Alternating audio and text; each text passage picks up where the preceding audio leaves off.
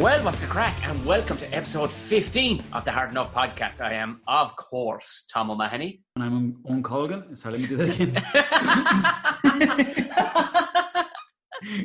Can't even fucking start the show. Jesus Christ, Owen. That's about the and third I'm time. Owen Colgan. Yeah. I mean, that's the easiest part, you know? Do you know what? And that's the easiest part to edit out, and there's no way I'm editing that out. That's too enjoyable, Owen. That's fucking... Oh. The best one yet was a couple of episodes ago. You went, I'm Mr. Owen, Mr. Fuck it. I'm Owen. Yeah. You know who I am. Just, you know, when you're kind of waiting to say your bit, you're like, you know, and then you end up having to say it and you say the wrong thing. But how's Tricks, Jenna? Great. I'm delighted that you're having a bit of Clonmel champagne with me. You're joining me. I am indeed. Clonmel cider, yes. Beautiful stuff. I got a couple of cans down the shop there. Did I ever tell you about the taste testing job I had with Bulmers? No. I like the sound of it, though. His sister was a scientist for him. And I went, the odd weekend I'd be home. She'd say, are you home this week? Yeah, I am, yeah. And myself and a couple of other neutral bodies would come in, and it'd be in a beer glass. You wouldn't know which type of cider it was or anything. And you'd have to taste test it. And it did ask you all sorts of questions about what you're supposed to know about it. Because they tried all sorts. Cherry cider, lime cider. There was all sorts of cider. Right. And they paid me, it was €50. It was to come in and taste test these ciders. Yeah, it's great. Lovely. It's like that job for the sommeliers, you know, the ones that just taste the wine. Yeah. But they all seem to spit it out. They do, yeah. But apparently the top lad can smell the wine and he can tell you what kind of wine it is. He can tell you what town it's from, what village. Stop. Whose dirty feet? Smell. Whose dirty feet we're standing at. There's one for tea as well. All the big tea brands have a couple of lads and it takes something like 8 or 9 years or even more to get top tea boy. You know what I mean? Like and your man goes along with a little spoon and they'll put out 20 cups and say, this is from, I swear to God, I watched the whole TV. This is the lockdown. No way. I watched a whole TV show about how this fellow was he was the top boy for, it wasn't Tetley, it was some other crowd. Like Punjabi tea, and he'd go then, he'd source it, he'd fuck off to India for a month, like, and he'd go out and he'd meet the farmer and he'd say, give me a smell of that leaf, and maybe, I don't know, smoke Moroccan woodbine while he's out there, I don't know, like, but... It's an amazing the way, like in Ireland, we were such fiends for the tea as well, even though we're becoming more of a coffee drinking country, but we used to be fiends for the tea altogether in my house. I'm gone, I think I've regressed. I was fiend for the coffee. And I think maybe it's lockdown, I don't know, but I've definitely regressed. And I'm drinking 4 cups of tea a day. No, but herself is drinking 6. But I think the tea is not as bad because less caffeine, I think, is there? I don't know. There's less fucking about with it anyway. You know, if you get a half decent tea bag, i.e. Lions, Barry's, you know you're going to get it. But the amount of coffee, that's pure shite. Do you know? Yeah, definitely. You need the percolator at least because... Some of the coffee, and it's expensive, €4 or €5 for a jar of coffee, and it just doesn't do anything to you. It's rubbish. You need a bit of a kick. You need a kick to get out of the bed. You know, you need something that's going to pull you out of the bed. This is what I'm saying. Like, we're wasting our time this long time. But, like, I think maybe we built up a resistance to it. Do you know that kind of way? Like, because I guarantee you, like, the young fella's never had coffee. He's not even one. But... Get him on it. Get him on Quick. It. Just as an experiment, I wonder, see what would happen if I gave him 1 cup of coffee, just to see. One, did I notice waking up?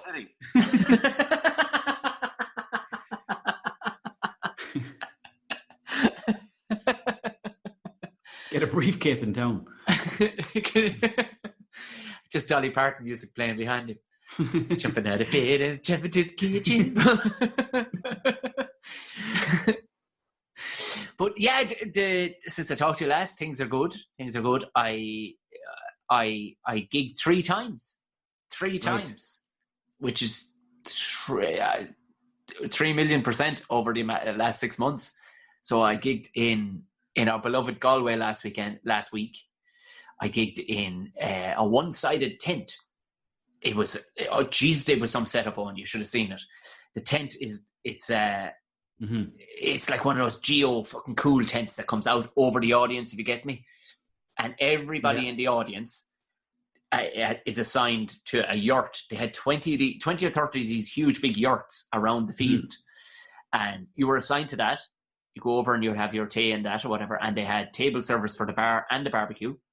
So you'd sit in that, and then you were assigned a table number. And there's two people to a table. And yeah, you'd walk over and you'd sit down. It was open air and there was hand sanitizers everywhere and table service, and all the staff had masks, and we clipped in and out our own mics, you know. How does it work then with the sound and the laughter? Because if they're not stuck together, like, you won't really hear the laughter. It's, you know, outdoorsy gigs are tough anyway. Festival gigs are tough anyway, you know, that kind of way. But it was in a quiet out spot in Salt Hill. It was only me and the sea. That's all we had to deal with. And you know what? I think people were kind of weird to the idea of a man talking at them too. They hadn't seen it either in a long time. So we kind of... Yeah. It was rusty. I won't lie. It wasn't. It was. I threw everything I had at it, but in my own head, I was like, no, I'm bad now. But I guarantee you, as I was driving up the road, I went, Lord Jesus, if 7 months ago me had a look at what I just did, he'd fucking tell me to jack it in. Yeah, but you know, at the same time, you're the one performing. Like that's a hard job to do in front of this new sort of format of doing stand-up comedy. So that's a hard thing to do too. Like, there's a bit of a risk there. Oh no, just definitely get rained off the gig. Yeah, that was the thing. We were going, would we get fucking rained off? And is a seagull going to come in and ruin the whole thing on me? You're dealing with a lot of elements, like. But you like the props? Were you using the props around you, like the seagulls and the? I was trying to.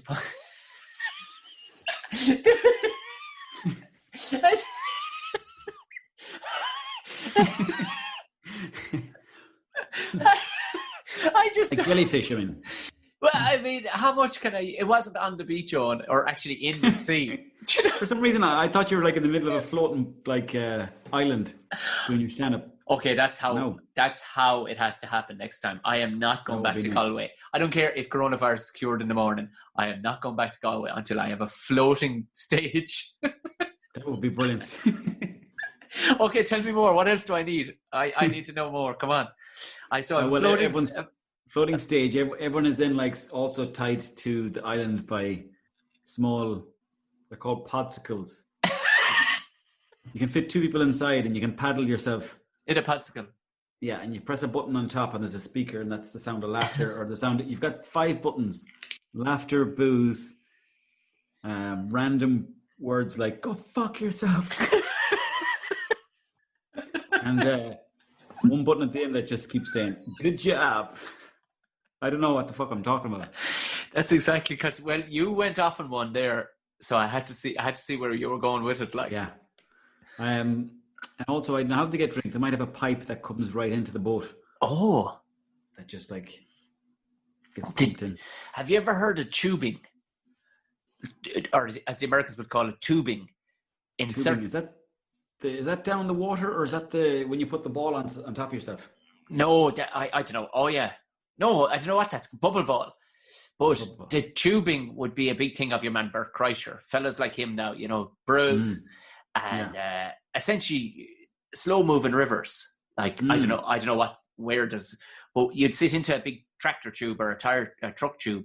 Oh yeah. And you'd set off, and the whole lot of you'd set off, and you'd have the cans. You see, the cans would be on their plastic ring, and you'd have them clipped onto the side of the old tire, and you'd float away off down the river for I don't know a couple of hours or whatever, chatting to each other, pobbling away down along, and then you pull in at the end. Right.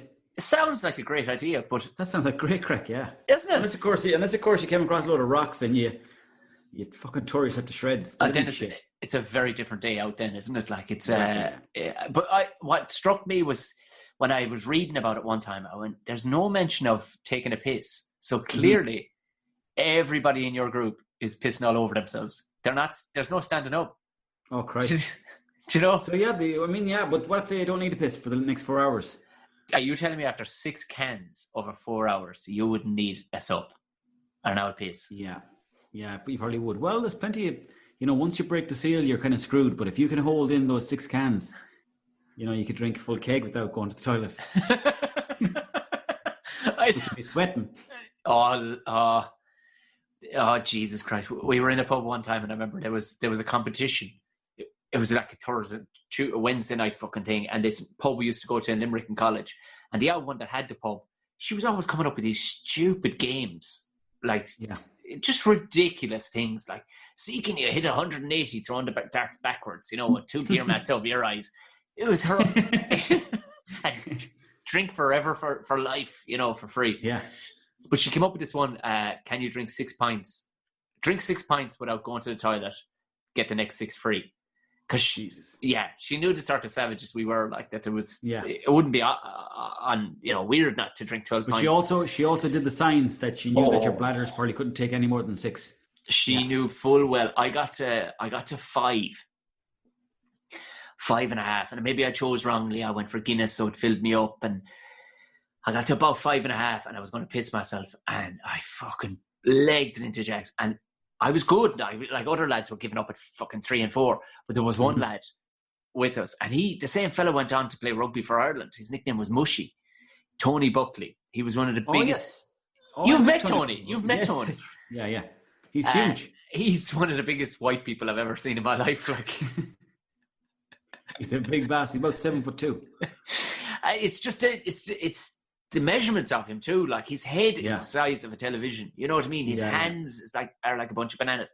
But Mushy got to 6 and just went, here, if I drank 10, would I get another 10 free? Totally broke the woman's fucking game altogether. She went, no, 6 is the cutoff. I just finished off the 6 when he went, put another one on there, Pauline. Christ. The most I could ever take pint-wise was 9 pints. That's the most I ever drank. Well, I'd say maybe 10. It was the time of my Debs. We were drinking in town beforehand, during, and then after the Debs. And the thing was, see how many pints you could drink over the course of the day. I think 11 was the most I drank, and that was that day. And I never felt so fucked than the next day. But jeez, did you not pace yourself? Like, with a bit of grub and all? Yeah, but once you had the 3rd or 4th pint, you were just thinking the grub was getting in the way then. But you were only young. I'd say there's more in you. Oh, I don't know. Sometimes I'm tempted to give up the drink, but at the same time, there's it's a nice little doorway into the crack, Listen, sure, look at, even when I texted you last night, I knew full well, because the Storm Ellen had us fucked last night, and I said, and the internet could be all over the shop. And you replied within the fastest reply I've ever seen you reply. Normally you'd take a minute or two, or it might be a few days, you'd never know. But you came back in 0.7 of a second. You went, lovely, few drinks, yeah?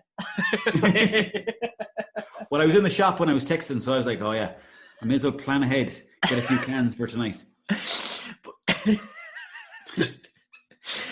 But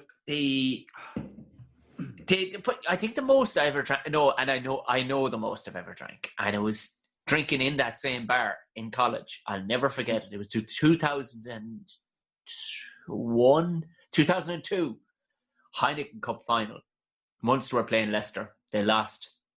Myself and the boys. You see, we'd been on the sauce the day before, so we were only boiling over. We got up the next morning, went in and had. Did we have a drink? No, we didn't. We went for breakfast in a little. I don't even fully know if this is a licensed premises. It was somebody's kitchen, and it right alongside this bar we used to go into. Big feed, and then straight into that same pub where that one would challenge you. There was sawdust all over the floor. There'd be an old dog wandering around, toasted sandwiches all day long. And if you were drinking enough, she'd throw you out the toasted sandwiches for nothing. You know that kind of way? Yes, yeah. Mighty woman. And I drank, and myself and the buddy, the lads fell off, and it was myself and one of the boys, Mike, were left. And we ended up in Doc's nightclub, which became Trinity Rooms in later years. We ended up there, and the whiskies, after starting at 11 o'clock that morning, we were in the nightclub, and he says, nice. And we weren't sure, and it wasn't until the following week we called back into honest, how many pints did we drink in here during the match? She goes, you were here till close, which is 11:30, and you went on to a nightclub, I'd say. She said, I'd say you drank close to 20 pints each. Christ, you like fucking suck calves. It's like suck calves. We were thinking we were about 14 or 15 pints. She went, I reckon you drank about 20 pints. Lord save us. I I wouldn't The do Lord it. save I us. wouldn't do it in a month of Sundays now. I couldn't even fucking count them if they The were put up in hangovers, front of me. the fear is what gets you. Like, it's the thing is, like, if you have 4 or 5 drinks when you're kind of in your 30s, the fear comes at you the next day, and you're like, "Fuck, I shouldn't be waking up with a hangover." You put kind of too much pressure on yourself, I think. Amir, we were what 21 on at the time. Mm, Ah, yeah, I didn't even know what the word fear meant. It was like, Yeah. are you joking me? yeah. Are you joking me? Not a fucking bit of it. 21. You'd fly up the next morning, like you'd be still flying from the night before. I sat up like the Undertaker inside the bed. There was nothing to me. Yeah, And yeah, exactly. And the same fella, Mike, was up. Do you know what woke me? Was the sound of the rashers inside the pan. That's what woke me, because the kitchen was right alongside my bedroom. Because my bedroom, I think, might have been an ex-dining room or something at one stage in the house we were renting. Right. And I sat up, and do you remember the old Bisto, Ed? The youngsters would come floating down the stairs smelling the Bisto. Yes, do you remember that? Yeah. That was almost how I got out of the bed, smelling the rashers. Oh, lovely. And there he was at 9:10 in the morning, and he's sucking down an old can of cider. Well, I says, well, look at, you've set precedence today, Mike. It's time we got back on it. And rashers and cider first thing in the morning by it. So you had the rashers anyway? Had the rashers, had a can of cider, smoked a fag, went back to bed for another 2 hours, up again, fucking shit shower and shave, and back on the fucking job. Back out fucking saucing again. Just like an absolute demon for the sauce. Oh, lad. Possessed. The only thing slowing me down was fucking cash flow. That's all that was slowing me down at the time. It was fucking cash flow. 50 quid would go a long way though, wouldn't it? Oh, it was when you were a student, you see. You're drinking your one, she was at least €1 or more cheaper than everybody else, you see. Yeah. See, when you're a student, you're more cute as well. Like, you're actually looking at the prices. But, you know, when you're older, you're kind of like, I might get an old craft beer, or I might get a bottle of wine or something like that. You know, you're kind of thinking bigger. But when you're drinking something like Buckfast or one of those ones, you're just getting fucked, you know? This is it. So, anyway, I then went on and I'd 2 more gigs. I had 2 gigs in the same venue the week, just a couple of days gone, Tuesday and Wednesday. I had him above in Belfast, myself and the mighty Mickey Bartlett. We were it was upstairs in the bar, it's a venue, and they were allowed 50 people, 25 tables. And they had it was gas, they had a little kind of plastic screen hanging where, you know, in front of the stage. But maybe about 4 foot by 3 foot screen of plastic hanging in front of the stage. And you know what? It fucking worked. It worked. You know, I was very rusty still, but some of the rust was coming off me, like the barnacles falling off a ship. Yeah. But on the first night. But come the second night, oh Jesus, we got her into second gear. We nearly got into third gear anyway on the second night. But it was fucking nice. It felt nice. More so, rather than just trying, I did new stuff, but more so just to see people. Do you know? Yeah, of course, to feel the energy of the people. It was like tasting chocolate after Second World War or something. You know, that kind of way. You didn't need it, but it was just nice to feel normal. You know what I mean? But at the same time, they're there in front of you and you can't touch them. You can't get near them. No. You know, there's something about comedy, though. Like, it's nice to be in and on top of people and, like, to make it one big sort of wild night. But it must be tricky now because everyone's spaced apart. The love has gone out of the room, all right. But the thing is, it's not what makes it acceptable is that everybody knows it. So everybody's like, man, I'd love to be hugging you.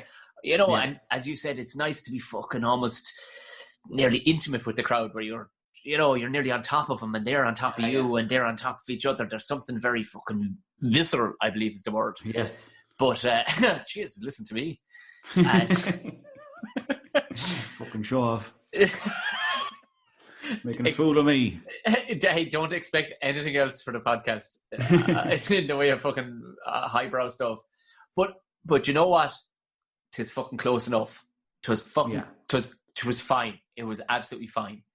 It was grand, and we all came away kind of virtually high fiving each other, going, "This is fucking nearly there, lads. This is great." At the very least, rather than looking at the negativity of it, you should look at the positivity of it and go, "It's fucking green. It's green shoots, lads. It's fucking green shoots after a forest fire." That's what we're seeing.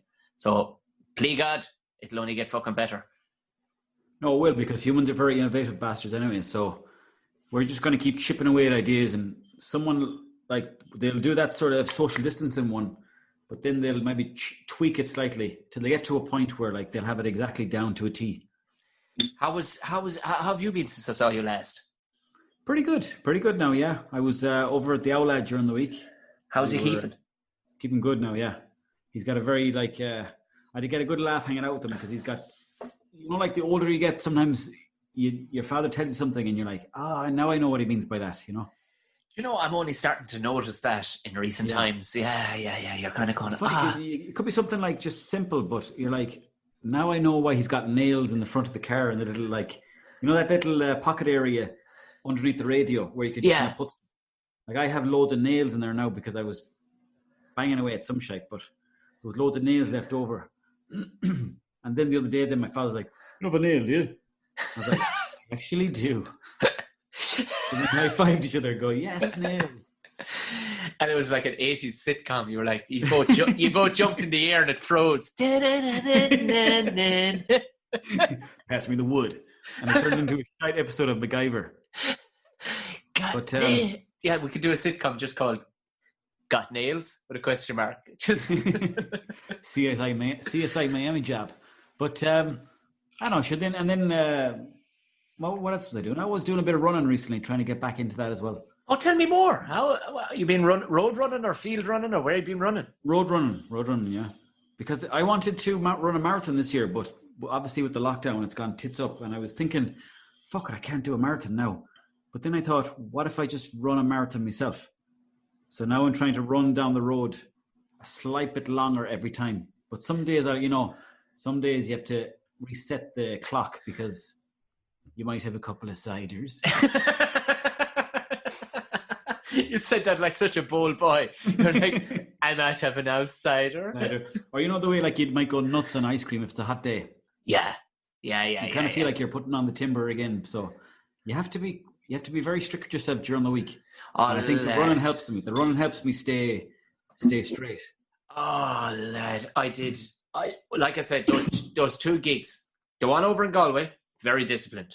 Drove over there. The good woman herself made me a sandwich and everything to go over. Lovely. Had tea in the fucking travel mug. Had an packet of peanuts or something just to fucking, to buy the time. Back, not a bother. Fed over there and everything was great. Well, fuck. You didn't spend a fiver in the town. Galway made nothing out of me. You've already just took a shite and then left again. Literally.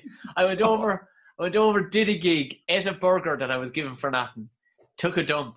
I was fucking... you bad cunt, you. Just ruined someone's county with your rubbish. Fucking... To hell or to Connacht, that's what they say. Yeah. So, oh, Lord, save us and guard us. Oh, I don't know what So I set off on fucking Wednesday. Tuesday, the woman was gone. So I said, sure, that's fine. I'll make my own stuff to define us. No, she made me a fucking sandwich to take with me. She was gone over to the mother's place. What did I do? Left the fucking sandwich behind me in the fridge. So what did I do? Pulled into the first big fucking petrol station I saw and I ate like a giant ball bag. Oh, sweeties. Sure, I didn't even get food. I got like...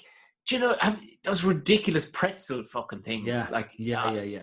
Do you know what, Tom? This is the one thing that I do not get about this planet. How the packed sandwiches ever made it through any recession? Because they're awful bad. The ones in Ireland, they need to up their game. The packed sandwiches you get, just like dry and they're need to up the game with them. Do you know what? We could do a whole episode on this, and I'm determined. I've talked about this before, but not at length, and I feel you feel the same way.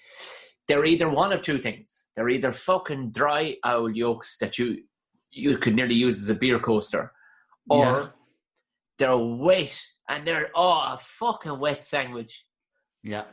Heaven fucking preserve me.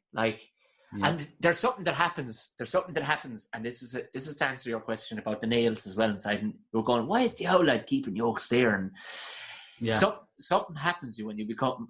I literally, I could name it 11 and a half months to the day, the amount of fucking Phillips head screwdrivers, fucking tools and bits of fucking yokes that I have left around the house since, for some reason, having a young fella, since becoming an owl lad. Weird shit is turning up all over the house. I would have put that. Why have I got fucking self-tappers? Why have I got a fucking pocket full of self-tappers in so I don't. And then lo and behold, I'll need them sometime.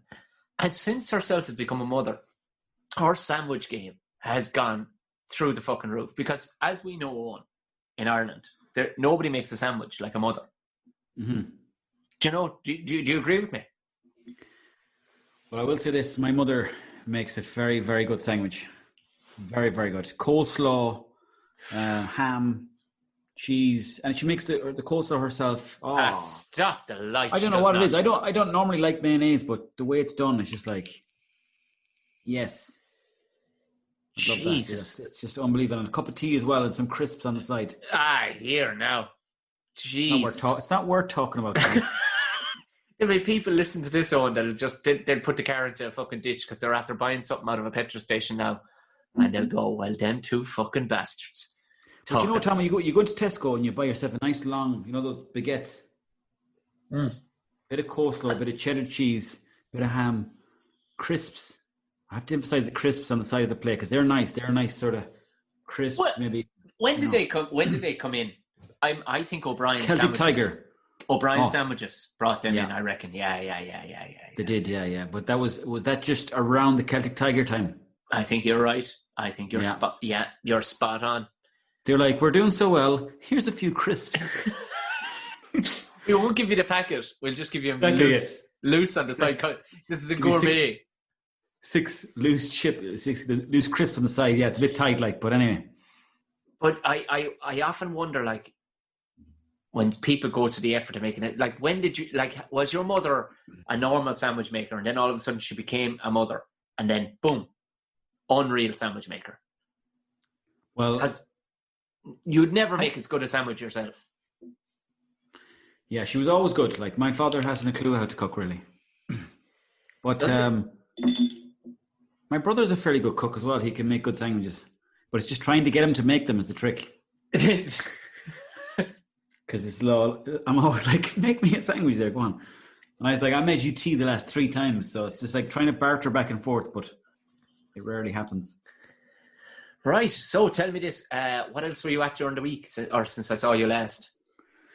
I'm trying to think now. So I was, let me think. The fuck was I at, really? Have you noticed your fitness levels coming up? They are, yeah. Oh, definitely, yeah. Yeah, I'm definitely getting leaner, but sometimes I don't think if I get too lean, it doesn't suit me. Sorry, I went a long-winded way around fucking when you were saying about you have to mind yourself and stuff like that. I'm not kidding you. I felt literally fatter after those 2 trips to Belfast. Literally. And I know I was, because I tried on a pair of trousers that were fitting fine last week. And there was a bit of a squeeze on this week. I went, you fat son of a bitch. What are you fucking doing? Get your fucking head back in the game. And it was purely eating. I bought a packet of Milky Teeth and everything. For fuck's sake, Owen. No. Yeah. How often are you getting the Milky Teeth? Next to never. To never. But it's bad though. You can treat yourself. Yeah, but I've been eating like a fucking fighter for fucking 5 months, and all of a sudden I'm let out twice in 1 week, and look what I fucking did. Do you know, it's a good lesson to people out there. Fucking mind it, because before you know it, lads, you'll be fucking quaffing down fucking all sorts. You go into one of those garages and you don't expect to buy anything, but then you end up fucking buying Kit Kat Chunkies and Minstrels and big packets of crisps. Not the small ones anymore. It's the big packets you're buying. Of course, if you have a fucking 4-hour drive ahead of you, you're going, try and eat every bit of this. What am I going to be doing with myself? And you don't need any of it. There's no good in them petrol stations. Yeah. I think though, since the lockdown, people have probably got better at cooking at home, I'd say, because with everything being closed up, you kind of have to figure out what you're at in there, in a way, in the kitchen. I've been doing a few videos of the barbecuing for lads. Oh, nice. Yeah, I threw up a few because I was doing messing ones before, but I said I'll do them proper now because lads were kind of messaging going, here, how would a fella if you got a set of lash of ribs there, how would he go about cooking it? And I was texting lads back. Mm-hmm. I should have taken 20 minutes to text. And I went, but then I'd be as fast fucking cooking the yolks and videoing it and having a bit of crack. Like. So where's that up on Instagram? Yeah, I put it all up on YouTube. You know what I mean? I filmed it on the phone or whatever and put it up on YouTube. I'll send them on to you. Do. It's like, they're simple. Do you know what? I've made a bollocks of so many yolks down through the years that I now know how to not make a bollocks of it. It's in no way training or anything like so. I put them up, but I noticed a lot of people are very interactive over the cooking. They're like, "Oh Jesus, now the way I do that now," and I mean, fuck, all right. Hopefully, this is a resurgence of people cooking at home. I'd imagine so. There has to be. You'd have all the cafes and all the restaurants were closed for the last 4 months. You know, so there's only so long you'd live on frozen pizzas. Well, you know, thankfully my missus is a very good cook. She's been teaching me a few things, but if it was left up to me, I'd be eating porridge probably the whole time. Porridge. Well, I make a very good porridge. I put porridge, figs, blueberries, peanut butter, and a small bit of honey. Probably too much sugar, but it's unbelievable, Tom. Unbelievable. Go back 2 steps. Peanut butter. I'm intrigued. Yeah, just a touch of peanut butter. It just changes the game. It's like you're eating dessert nearly. Jesus, now. Huh? Oh. Peanut butter. I have 2 questions for you, Tom. Yes. Well, sorry, not 2 questions, but one. I can see your round halo ring in the. Oh, can you? Yeah, the window behind you. What's the little red toy? Oh, can you see what he is? Can you see what he is? Power Ranger. No, he's not. He's a luchador. And yes, Mexican luchador, yeah. And that's a bottle opener. Ah, brilliant! It came back from Mexico. Lovely stuff. We got a couple of. So he wrestles the lid off. Oh, I got you. Arm lock job. Herself's parents came back from Mexico, and the only thing we asked for was 2 luchador masks if they had them, and to make no cultural fucking reference whatsoever. We brought them with us to Italy one time, and we kept on wearing them in Italy. It made no cultural sense. So your whole head covered. Your whole head covered like Rey Mysterio. And okay. And my one was kind of yellow and blue because it was the tip colours or whatever. And it was fucking intricate. It was about €60 for each one, like. But and my one was I was El Bero, and herself was La Flama Blanca, the white. Because hers was white. She was the white flame. Right. And like 2 assholes, we landed in Milan. In the middle of fucking Fashion Week. Oh, Christ. You should see Milan in the middle of Fashion Week going, oh my, that's a place the 2 of us should go with a camera crew. Definitely. And just do the Borat on it, interviewing people. The hype. Is everyone sort of jazzed up in nice clothes? In nice clothes, like ridiculous looking people in ridiculous gear, walking ridiculously, believing the ridiculous, you know, and you're going, you look fucking ludicrous. And pointy shoes, but I couldn't even fully explain it to you. You'd have to see it. And I remember the whole works. You know it. I'll tell you more another time. Like we nearly got fucking shot by a crowd. Fucking a big designer. I want to hear that story. Yeah, a big designer wasn't happy with us or carry on. We nearly got. Yeah, go on. Sorry. What's any more gigs on the horizon? Nothing. Absolutely none. We don't, like, nobody knows. They were all kind of fly by the seat of your pants kind of stuff. But sure, I mean, nobody knows on the restrictions fucking carry on that went on during the week here. We're the fucking laughing stock of fucking Europe, like that was left up to England, to Britain for the last 2 years. But we made a fucking holy show of ourselves. Switching. You mean the Berlin stuff, is it? Or the fucking... They carry on with the fucking restrictions, the change arounds that went on this week. One minute where fucking 6 people are allowed indoors. The next minute fucking 50 people. You know, nobody knew what any performance area, but nothing was being allowed. Nobody knew are you allowed 6 people in your house? Are you allowed? Are you fucking joke? They carry on. And then he went, no. What we meant there was, lads. What did they think was going to happen when we were going to have one Taoiseach one week and then fucking another Taoiseach another week? Is that a point, Tom, where I don't even It's at a point where you can open up the paper tomorrow and anything could be on the paper. Anything. Yeah. And you'd have to be like, oh yeah, fair enough. Like Donald Trump shoots off into space and is planning to not come back. You could read anything. Like it seems like Micheál Martin now, he's like, he doesn't seem to know what the fuck he's at. Like he was saying, wasn't he? He was saying that it's very clear, the points that were pointed out to the Irish people about the new restrictions, but everybody was saying, no, we don't really understand it because it's not clear. So he's kind of saying that the Irish people don't understand the rules. Yeah. But like if we don't understand them, then explain them to us properly. Oh no, they weren't explained properly. There's no two fucking ways about it. Like there's no people didn't run away with themselves. They just didn't. But you're so right that anything could show up. Like 2020 has been fucking weird. I've given up on the news. It's only seeing other people posting about this. I go, oh, I wonder what that's about. And then I'd give it a quick look and go, oh, I don't. Like if we were all up and rolling and back working and back doing what we're supposed to be doing, yes. But at the moment, we're all like we're in the Gaeltacht. Do you know what I mean? It's yeah. We're all living too much on the internet, baby. But we're in the Gaeltacht, and that is not the real world at the moment. So it's just as well leave it the way it is and just not pay any attention to it. You know, like Joe Rogan. According to Joe Rogan, there's aliens showing up next week. You know, really? Yeah, but well, remember we talked about the aliens that are going to be showing up in the next few weeks. Yeah, because the Pentagon claimed they have spacecraft that is not of this world. Yeah, I think the whole thing about America is that they love the whole Area 51. I bet you there's fuck all happening inside there, but they just want people to become obsessed with that place. So then you start tuning into American TV shows, and then they get more money because of it. Oh yeah, like sure. Donald Trump fiasco, like that. The whole thing is, it's almost like a TV show watching him the way he goes on. Yeah, I mean, sure, he was a TV star. He was exactly. You know, as I told you before, Tom Green, I opened for him we toured around Ireland, and he even said it to me one time. He goes, "The President of America should not have my fucking phone number." Think about it, Tom. Do you know? Yeah. I wanked off a horse in a movie.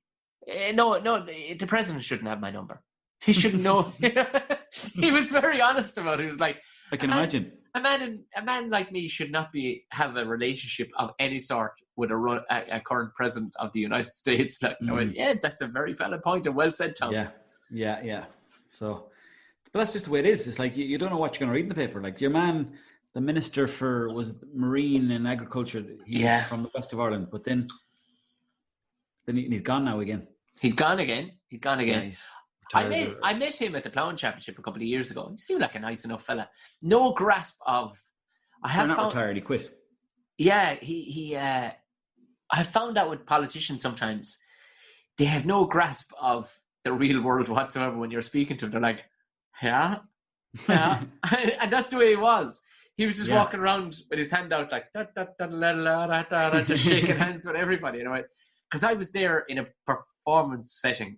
And I spoke with him, and I threw him a couple of, kind of conversational bits of humor. And I was like, and you go, oh man, none of that has landed at all. No, it sure hasn't. And you go, and it just shook. I think they're weighing up so many politicians, because they want to get as many people voting for them as possible. So they're weighing up fuckers left, right, and centre when they're talking to you. Politics, I think, should be set up like boxing.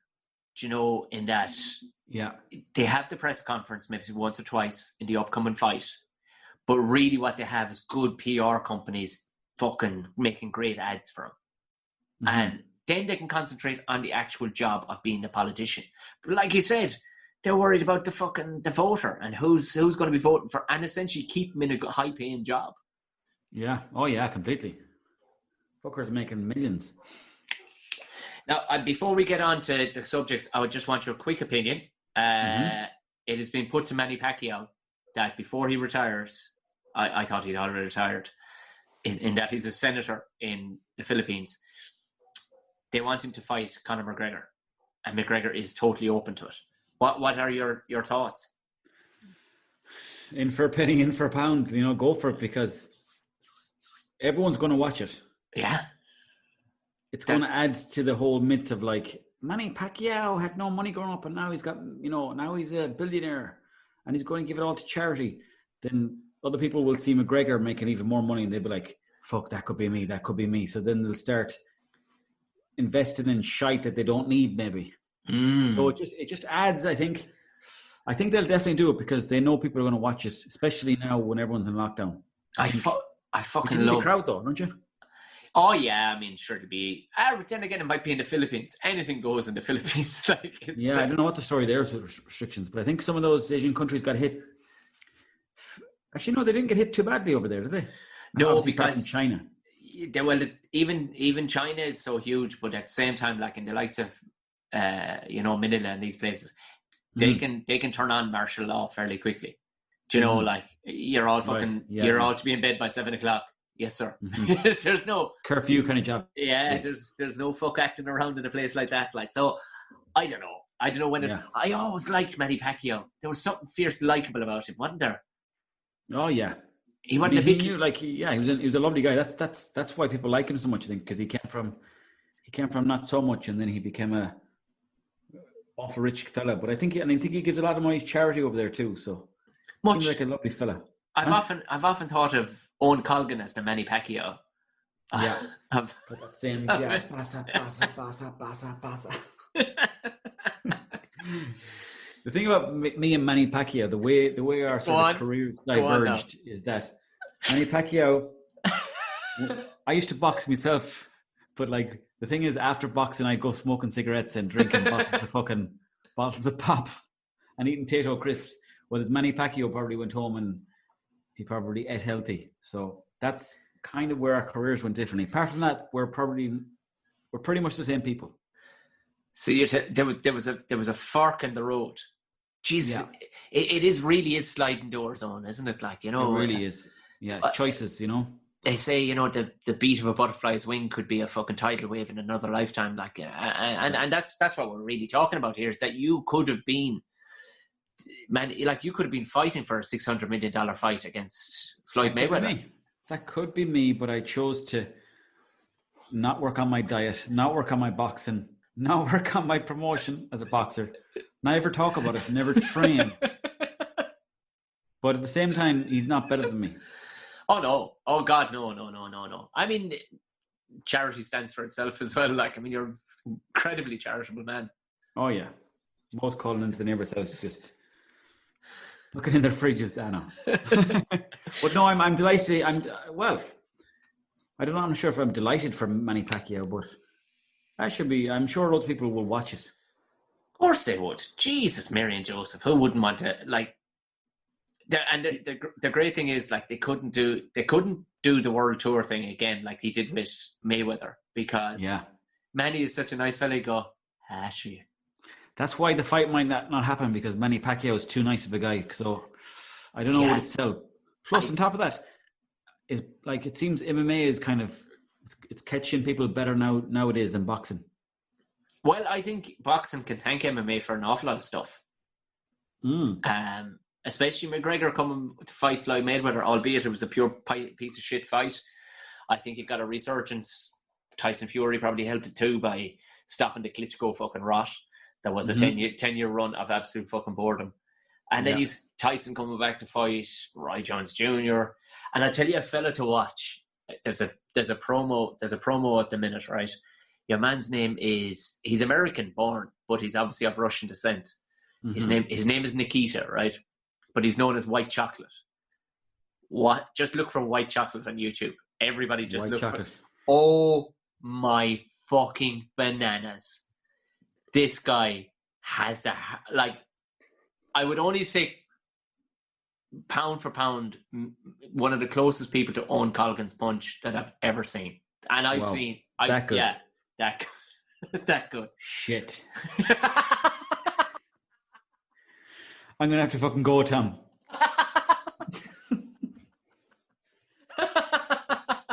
You start lifting some weights. There was genuine fear in your voice there. You were like, shit.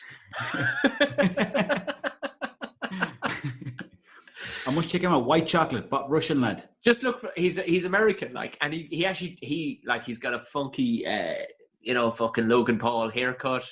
Yeah. He fucking flosses dances, the floss dance. Oh, yeah. He does that shit after a fight, but his body punches on. They're the most disgusting things you've ever seen. Lads are just fucking balling. Now, he hasn't faced anybody of any actual, he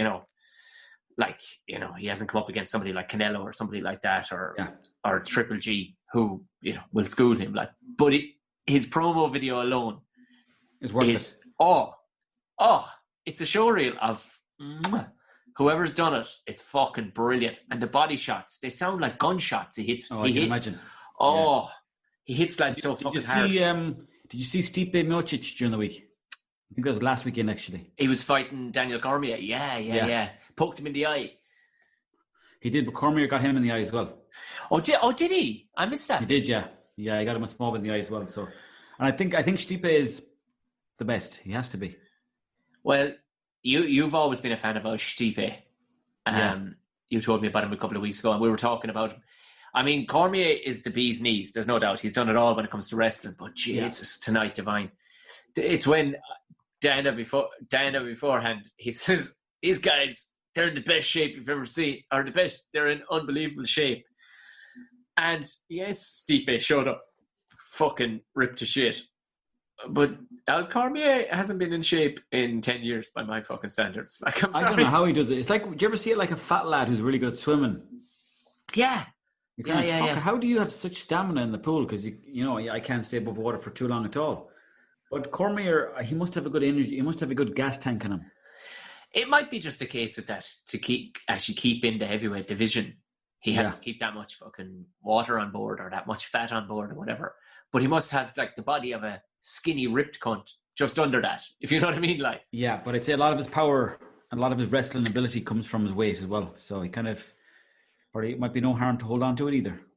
Yeah, it must be weird for them because you're fighting in the quiet. Because tomorrow Munster play Leinster in the rugby, and they figure they're going to actually have to play noise on the telly, not over the stadium, but on the telly, because it'll seem too weird for the viewer, and also the amount of cursing that goes on a rugby field. They went, you couldn't have anybody watching that. Like, lads are going to be fucking and blinding all over the place. Like, do you reckon people will get used to watching it without the sound of the crowd? Well, that's the thing. I don't think people would. I think they're not going to risk it, so they're going to play fake sound over it. Yeah. You know what I mean? So they're going to have a sound engineer working it, because stock sound won't work. You know what I mean? If fellas are cheering while there's a fella down injured or something. You know. It reminds me of the time I had FIFA 98, and I changed the Argentinian team. I changed every player on the Argentinian team to Swinford people. I made up like my own local town, and I have myself playing left back. So, anyways, I was playing the game, and I was delighted to see the names coming up, on the screen. But the crowd hadn't realised that there was a change, and they kept going, Argentina, Argentina, Argentina. They were celebrating, shouting the wrong fucking name. I was hoping they could say Swinford, but at that time, sure, computers were kind of stupid, anyways.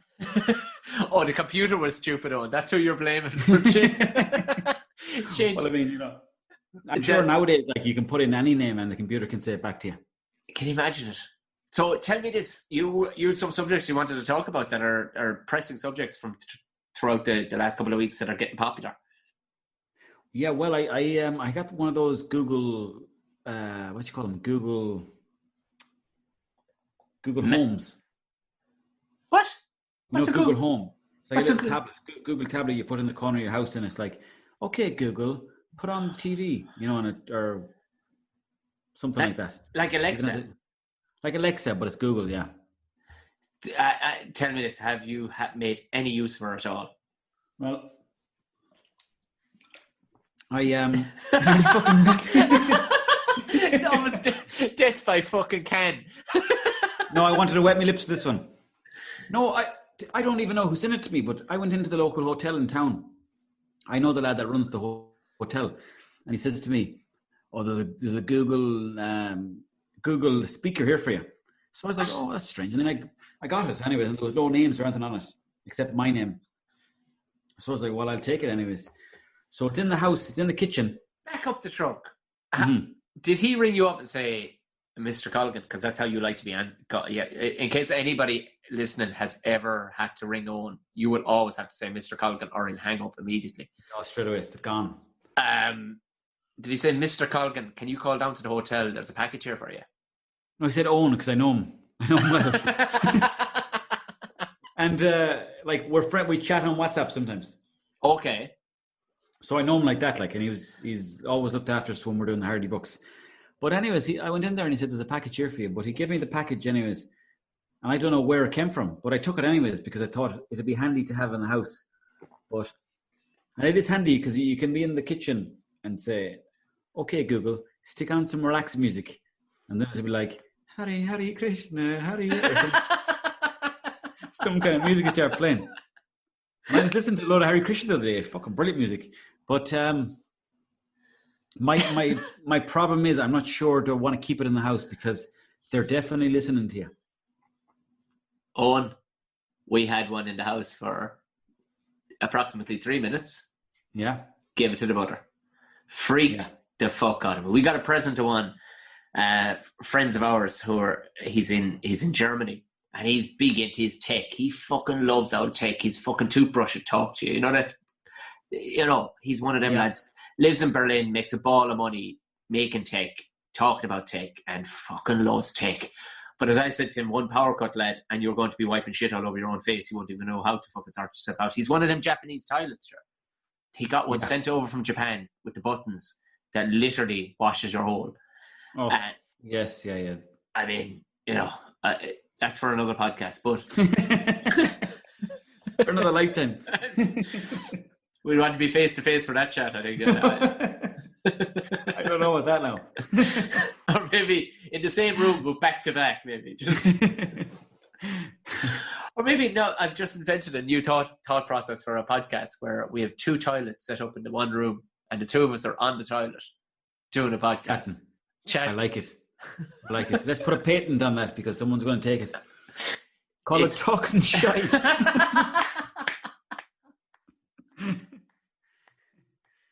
That's it. End of the podcast, everybody. No more to be said. That we will not defeat. We won't beat that line with anything else we're going to say throughout this whole podcast.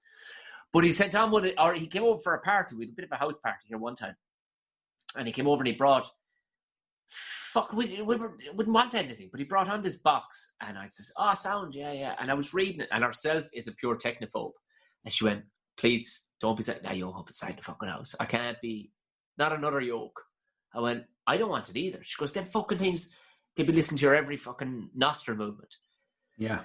So lo and behold, the following week, the mother was up for a visit. I says, "I have a great present for you." She says, "What's that?" I says, "We have an Alexa." She goes, "Oh, herself up the road has an Alexa." I said, "Well, now you can compete with her and your Alexa." Here was the problem with the Alexa. The Alexa he gave us, when she fired it up, I got a phone call from her. She goes, "There's something wrong with my Alexa." I said, "What's wrong with it?" She goes, "Listen, good morning, Alexa. Guten Morgen, Mrs. Mahoney." The fucking it's fucking the country said to fucking German. And here was the mother. Christ. The mother was asking to play Tip Midwest Radio for the fucking. So that took a fortnight to work out anyway. But sure, the last day I was down, the owl lad even was gone. And he still talks. He says, wait, do you see this? Alexa. Yes. Alexa. How many yards in a mile? Huh? And he's still doing that 2 years later, like. But wow. The old one loves it because she's gotten very tech savvy. She's after linking it to her phone. So the big thing she uses it for is, "Alexa, put baking soda on the shopping list." Mm-hmm.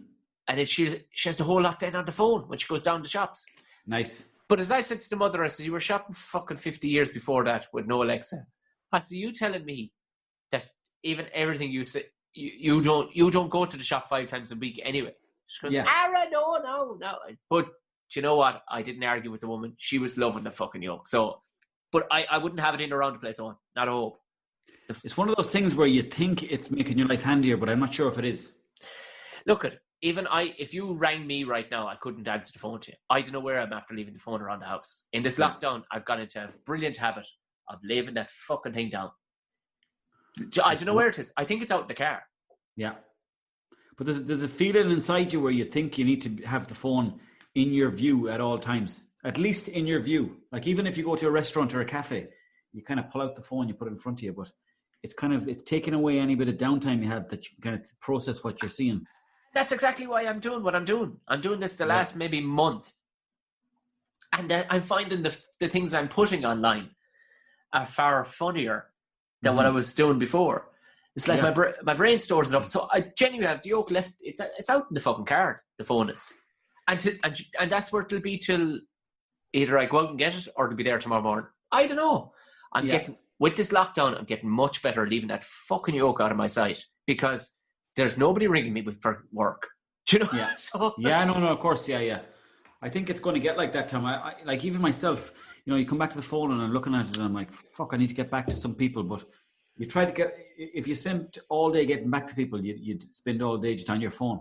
I love the notion. Do you know when you watch those TV shows or movies from like the 50s or the 60s and your man walks in and the secretary's behind the desk and he says, well, any calls for me? Mm-hmm. She's like, would you believe it? Such and such has called. And you're like, great. Give the first fella a shout back there and we'll talk to him. Yeah. And that bloke has been strolling around all day, not worried about people calling it. Do you know, like, people will find you if you need to be got, like. Exactly. Do you know? They will, yeah. That's the thing. Fear of missing out, though, I suppose, Oh, that's it, isn't it? What do they call it? FOMO? FOMO, yeah. FOMO. Jesus. I hate myself for even knowing that fucking acronym. I know. Oh. Tom, you have some questions, have you? Is there some questions that people sent in? We have. Yeah, do you know what? I had 1 second. I can do the share thing here so we can actually physically see them. Yes. 1 second now. Oh, Lord, look at me. I'm like, I don't know. Oh, where's the share button? Oh, for fuck's sake, Owen. I was going so well. Share. Yeah, once. Here we go. Oh, I have it. Beautiful stuff. Have it. So, well, that. Now, what the fuck now? Do you know what? Can you see it? Yeah. Oh, I know what this first one is. And of course, I put this up and like a bunch of lads were like, well, what's the crack? So it has actually cut him off. I put it up as so the first one is up anyway from Sorley O'Toole. Is that Sorley? Sorley O'Toole, yeah. I'm gone blind from the drink. How do you get the red and white stripe back into toothpaste or into the toothpaste? It's a valid question, and I'd say the engineer, even though I studied as an engineer, but the real engineer of the two of us is Owen Colgan. Owen, you're fucking throwing that one on me fairly handy. Do you know I am? Because you absolutely grassed yourself up by giving that amazing. I played Natasha, the wife here. I played her last week because she don't listen to podcasts. She's a mighty woman for no take. She won't do nothing. The phone, you can't get her on the phone. The phone is down the side of the sofa. She don't give one fuck about anything to do with tech. That woman would she'd live by candlelight. She'd be happy out to be back in the 1900s. Like, you know what I mean? The early 1900s. Yeah, of course. Yeah. You know what? But I played her. So what I'm saying is she never listens to anything I do online or on television or nothing. But she... Nice bit of support there. Do you know what? I'd sooner it that way because... I know, of course. Yeah. No, it's the dividing line, yeah. And because she don't want to be stuck in it because she don't, But anyway, I played her back the bit of you talking about the chicken hutches, and because she's such a weirdo in her head, she's such a weirdo. Like, she has such weird notions. She went, I think Owen might be a fucking genius. Oh, thanks very much. Yeah, and I went, there you have it. So that's why I'm going to throw the... Thank you, Natasha. Blue, red, and white stripes. Now, think of it. I'm just going to say throw the colours out there. And is there a subliminal message being put to us? That's the only thing I'm going to say about the blue, red, and white stripes being put into toothpaste, Owen. What are your feelings? What am I feeling and how it gets done? How to get the red... Fuck it, you know what? We can't even see the full message because I took a screenshot. All we see is that, so let's go from maybe, why are they the colours they are? Would they put the tube? They probably pump out all the paste, and then they put the tubes around it. They grab onto the paste, so to speak. Well, why would it be blue, white, and red? Because blue is the sign of water, white is the sign of peace, and red is the sign of blood. And is that what you want to see when you're brushing your teeth? Well, because you don't really know what you're brushing, then you're like, oh yeah, my teeth look great, grand. See, for me, I'm just getting an imperial notion immediately. I'm like, God, the British are even trying to rule our teeth. Do you know what I mean? Yeah. God, what I don't understand is, I don't understand how Colgate can have so many different types of toothpastes.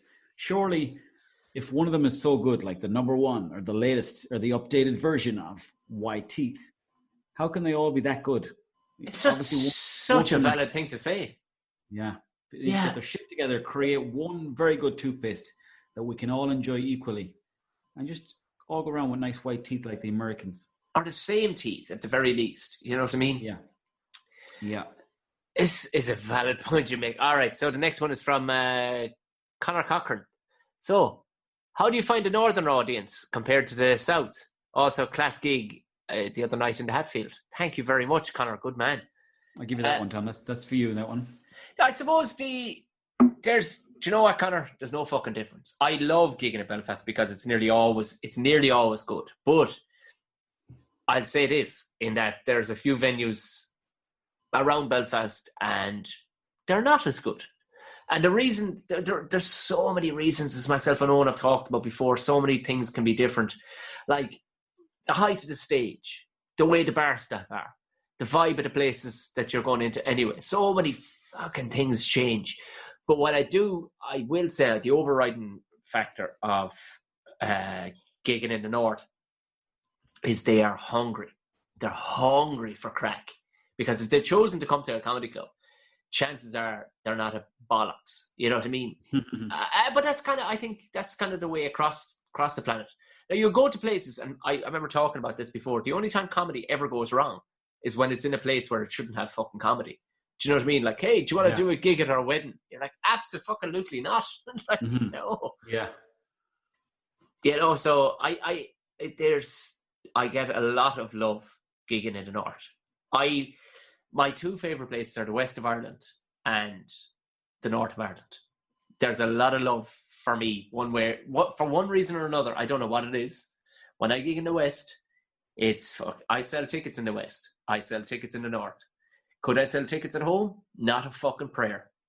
Do you know, it's a weird thing. Never a martyr in your own land, maybe. Isn't that what they say? Yeah. So, I don't know. Maybe it's the obscurity of me when I'm up there, because they're going, I've never heard a man with such a fucking southern accent, because my accent is fairly fucking south, like. So I just find a lot of love up there.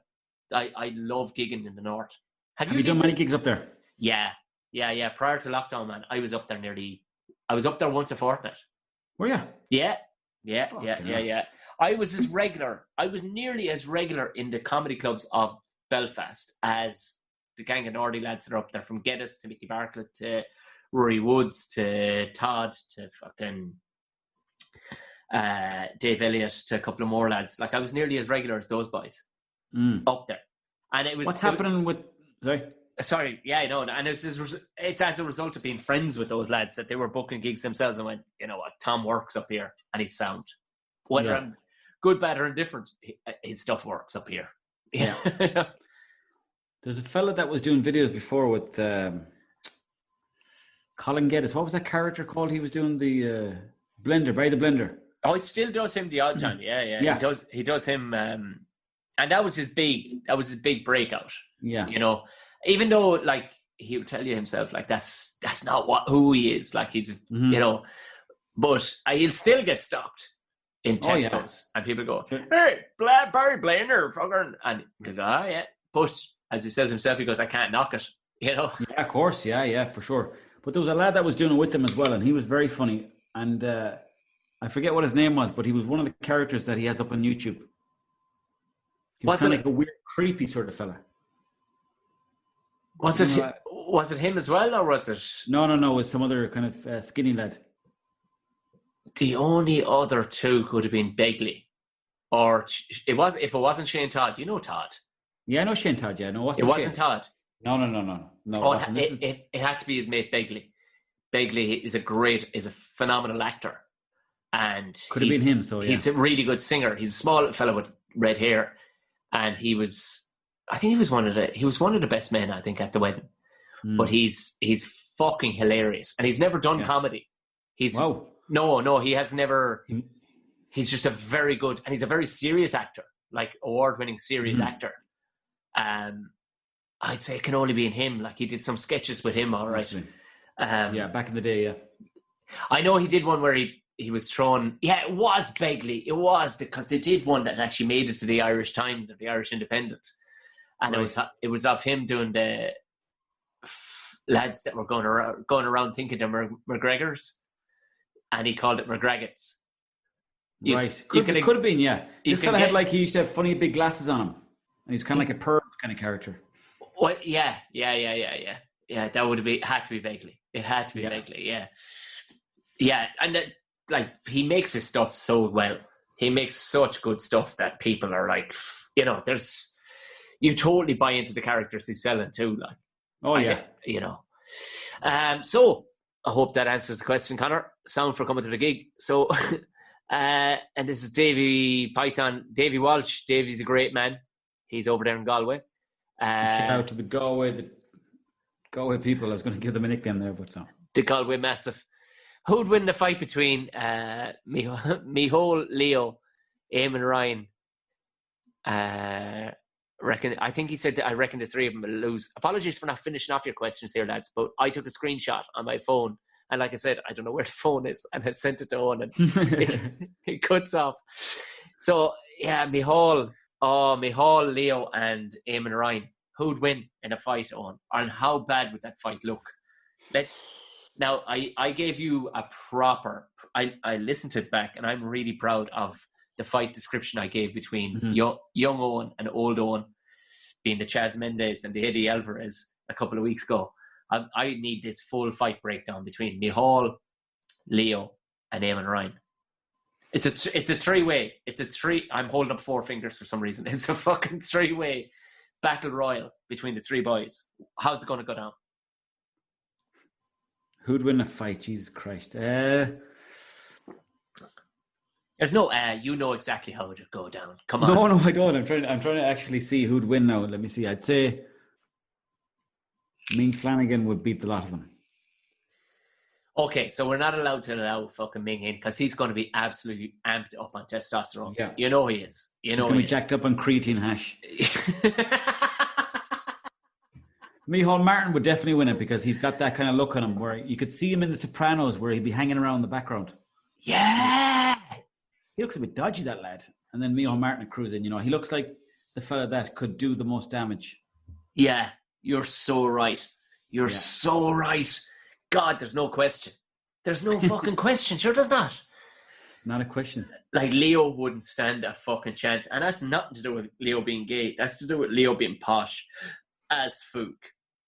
Yeah, it's posh man. Because, there's plenty of hard fucking gay lads, but I tell you one thing, being as posh as you are. As being as posh as you are, there's no way you're standing, because he does have a wiry old look about him. He has that ratty old look, does Micheál. And there's no way, you're not getting the better of a fucker like that. He'll bite you. So, that's Davy's one. So this is from Al. Norfolk Pines. They're a great band, actually, Norfolk Pines. You should go follow them, lads. Have a listen to what they're... How long before mandatory masks turns into full Darth Vader breathing apparatus? Have you stuck with the mask, the standard mask, or have you gone into anything funky? My mother gave me a mask the other day because there's most of the shops here in Mayo you can't go into without the mask, so I just threw it on. But one or two, I went to a couple of shops before and I'd forgotten my mask, so they just gave me one when I went in the door. But really? Yeah. But it was only like the blue one. But I've held on to it for a while because it could be handy to have, because it seems like we're going to have to wear them, which is it's a funny thing, because I don't know, I wear glasses as well, so they always get fogged up and I look like a proper creeper. I'm in a shop just breathing into a mask and my glasses all fogged. But sweaty forehead on you. Oh, sweating fucking buckets. But there's people who have the proper masks and they've got little filters on the side. It's hard to distinguish who's who, though. It's kind of people are hidden behind them. We had a discussion the other day, and it was myself and herself, and we were going, any I don't know, is Orthodox the right word? I know Orthodox Jews and Orthodox Catholics or Christians and whatnot they're fairly heavy into it, but is Orthodox Muslim a thing? I don't know if it is. I don't think it is. But what I'm saying is the equivalent, where people that are all in, where we'll say the wife wears the full burqa. Like, is she required to wear, or is it enough wearing the fabric that she's wearing? And in that it's a female thing only. How do the husbands feel about the situation? Covering their faces, albeit it is for medical reasons. Do you know, like, it gets into kind of weird ones then, like. I've never actually looked into that. It's because I got a mask. Herself got me a mask the other day, a couple of weeks ago. Now, we got a packet of the blue ones, all right. But she got me one, and it's camouflage. It's a camouflage mask.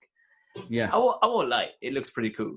It does look pretty cool. Like, but there's almost like, you don't want to be like a mask wanker. You don't, because I see loads of people going around with masks that they've obviously bought from places that are trying to make a few pound, and more power to them for having novelty masks. But it's like, well, what's the crack? Kind of written across them. It's like, man, we're not going to stop and have a chat. Like, Yeah. I reckon it's going to get to a point where people are going to have their Instagram or social media handles on the front of their mask. Well, I'll tell you a good one. I'll tell you a good one, Owen. Right?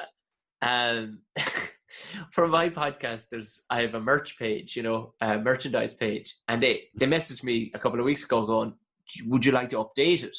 Because I've nothing to do with it. I just gave the logo, and they put it on t-shirts and fucking cups and everything. And every so often you'll get a message from a lad. Like, I'll never forget it. 2 lads that were working on an oil rig in Trinidad and Tobago with 2 fucking Tom O'Mahony faces on cups. It was the weirdest. Wow, on this oil rig that seemed to go on forever. The 2 boys who were like, just listen to the old pod there, lad. You're like, holy Jesus Christ. But they messaged and went, would you like to update your account and put your logo on masks? I went, are you fucking joking me? I can't have people going around with my face on their masks. No. But I did. I fucking did. Did you? Yeah, I did. And I haven't, people haven't sent me pictures of it yet, of them wearing it. Fair play to them, because they're probably just going, I feel like a bollocks. But people have bought them and taken pictures of them on their table or whatever. Like, but if somebody went, because I have a big old angry face in the logo, and people were going, a couple of lads messaged kind of saying the same thing, going, man, how angry is somebody going to look wearing your face on their face if they already have it? If they already have an angry head? Like, I don't know if there's any benefit to having a novelty or a fucking Darth Vader. Maybe. I've seen a few kind of funny ones from Europe and places where lads have full on masks. Well, no, lads have gone mad. Like, one lad in Italy was walking around with, basically it looked like he'd brought a greenhouse with him. It was like this big dome he was wearing over himself, and inside it he had pot plants all the way around it, and it was walking. It was his own ecosystem, the fucker. Jesus. You're like, that's a lad with a lot of time on his hands. Right, so that has been the podcast. Yeah, geez, we have been going on long enough. That was episode 15. I, of course, been Tom O'Mahony. You have... I've been Colgan. I got it right this time. You did. You know what to do. Hit the 5 stars. Leave us lovely yoke. And go ahead and share it with people. Until we see you the next time, thank you very much and God bless. God bless. See you soon, folks. Thanks for the questions.